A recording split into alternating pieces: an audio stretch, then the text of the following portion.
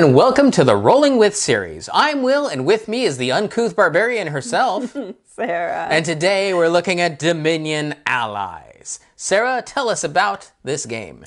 All right, Allies is a big expansion that introduces allies, liaisons, and split piles that rotate.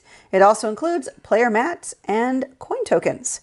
So, the big thing, the name of the game, Allies. So, you use one ally each game, and this works in conjunction with your mat and the tokens. The tokens are favor tokens, as long as they're on the mat. Each ally will have an ability that will cost a certain number of favor tokens, and often the allies will activate or be able to be activated under certain conditions, which they'll spell out. So a lot of times they feel like a reaction that you can then spend favor tokens to do a thing. And they all will have different costs in terms of favor tokens. And you need liaisons to gain favor tokens. So to even use an ally effectively, you must always at least play with one liaison, if not more, just to make sure that that's actually possible. Yeah. But the liaisons will give you favors in different ways. Some of them do have a more meet certain conditions to get favors, but some of the simpler ones will just give you favors when you spend them or play them. Yeah, they'll also be probably cheaper and not provide the biggest benefit, but because they're providing a favor, that's where the cost comes in. Right. So that's how allies and liaisons work. It's a pretty interesting combo if you can get it working. It's definitely an area I want to explore more since this is the newest expansion and we haven't had a lot of time to dig deep into it, but it's definitely very interesting.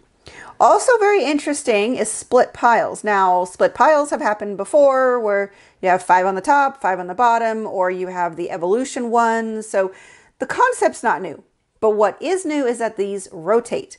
So there's always 4 copies of each of the types, and there's 4 types, and they're always put in order from cheapest to most expensive. Yeah, and the expense usually goes up by 1. So if the top card is 2, the next card is 3, the next card is 4, the next card is 5. Yep. Or last card is 5. Right. The top card type, when you play it, will always allow you to rotate the stack. Rotating means you take the top group type. So no matter how many you have left, you take that type and you put it on the bottom of the stack. So now the next most expensive, or at least the next one in line, is next available. Of course, once you bury the top kind, the cheapest one, you no longer have real access to rotating. Although I do believe there is another card in here that's completely separate that does allow rotating of stacks. Yes. But they're interesting mechanism we need to dive more into. Of they do work off each other and they do help manipulate each other. And again, very thematic in the way that like there's the townsfolk. So each of the cards is named after like a villager or something like that. Yeah, or the augurs, which are all kind of a magic theme. Yeah. You have your herb gatherers and your arcanists and your sorceresses and your sibyl. So it's a very interesting mechanism of having a card evolution, but it's not exactly a card evolution because you can buy multiple, of the cards. But it's like a card morphing. Yeah, yeah. So at any given time, that stack that you were depending on might just up and change on you. Right. So it is also unpredictable, which can be the challenging part of it. So it is very important that if you're going to interact with that stack, get the first card type as soon as possible, because after that it might be pretty difficult. Now granted, if a second card type or third type comes up that you're like, oh, I just like that ability, you could just buy it. It's still part of the supply, so you don't need that first one to do it. It's just if you want to manipulate the stack at all, you need that first one. Yeah, or you just have to buy them all out. Yep. Another thing this expansion just introduces, and it's not new, but they have a lot of it, is choices. Cards that'll be like, choose one of this, choose 2 of this. It's just choices. Yeah, play this, and then if you play another card with a choice, now do another one of those choices. Yeah. It really digs into the whole choice mechanism of Dominion. So you're definitely going to have to do a lot of thinking when it's your turn, even if you've had some time to plan out, kind of know what you do. There's a lot to take in. Yeah, there's a lot to analyze. There's, especially when it's more than just one choice. When you've got two choices, you're like, okay, well, I really want to do all of them, but I can't do all of them. So which two do I really need to do? But then you're like, okay, well, if I do this one, then I can do this one, but then I can't do this other card because I didn't do the third option.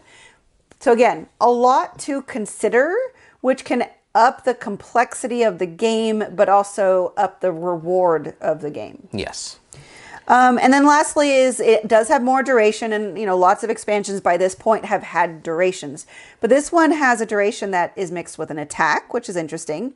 There's one that makes any non-duration card into a duration card. So that is really fun, especially when you mix it with those choice cards.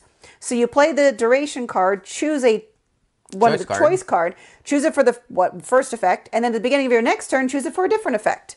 So it is definitely very interesting in how that layers and compounds. Yeah, and then there's also a duration liaison. Since Yes. liaisons are new, that's the first time Yes. that's happened. So there's definitely a lot of new, fun, and engaging content in here. So who we think this is for would be the more intermediate to advanced Dominion player, and somebody who want more options and more card manipulation. It's definitely more complex. The good news is the setup isn't bad. It's not like Nocturne where you've got a lot of extra cards to set up.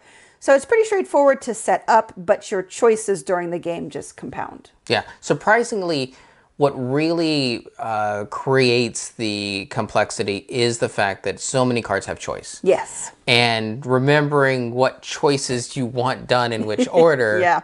can change from hand to hand, even if you're playing with similar cards in your deck. Right. And when do you use the ally? And can you remember to use the ally? Did you get enough favor tokens? So there's definitely a lot to keep in mind with this one. Yes. Again, like Sarah said, not complex in understanding. Just the rotating is Right. a little tricky to remember. Right. Mostly because you're trying to remember, well, what's under that first one, and then you have to uncover it because you can do that. Yeah, you can look at the Yeah, stats. it's not hidden information. It's just extra effort you have to put in.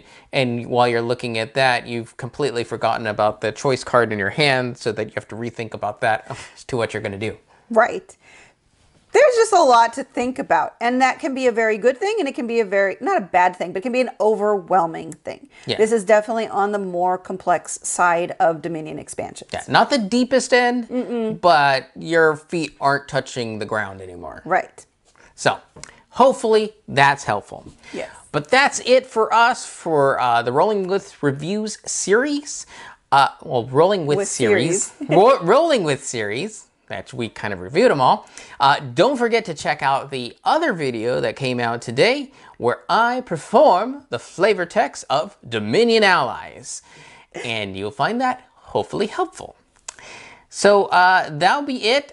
If you have any questions, comments, or concerns, you can reach out to our Uncouth Barbarian at Rolling with 2, that's TWO. I'm on Twitter, Facebook, and Instagram. And on YouTube, please like and subscribe. She doesn't even stick out the right finger, I tell you, when drinking tea. But that's it for us. And we've been Rolling with Dominion.